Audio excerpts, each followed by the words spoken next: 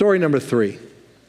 Paul was a high school kid, good ball player, basketball player, and his coach invited him to come play our pickup games, early morning basketball here at the gym. And so Paul came, and he was a really likable kid. We got to know each other.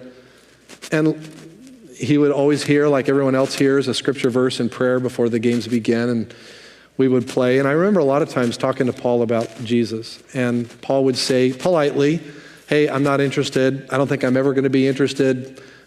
Basically, don't waste your time. But I love basketball, and so here I am. So we'd play basketball, have a good time, and then Paul disappeared. Didn't see him for a while. I think it might have been over a year. And then he comes back. Surprise, Paul had met Christ and given his life to Jesus. And so we laughed about how he had said no to Jesus so many times. Then Paul felt a calling to go into the ministry. And he went to seminary and became a pastor. And I hadn't seen him for probably a couple of decades.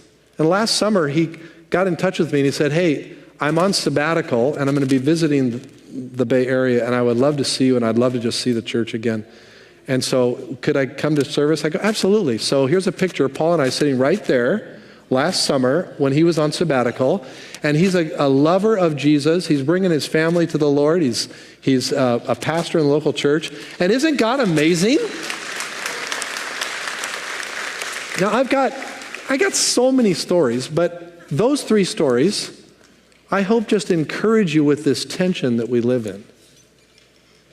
Not throwing your pearls to swine and keeping what is sacred to your heart.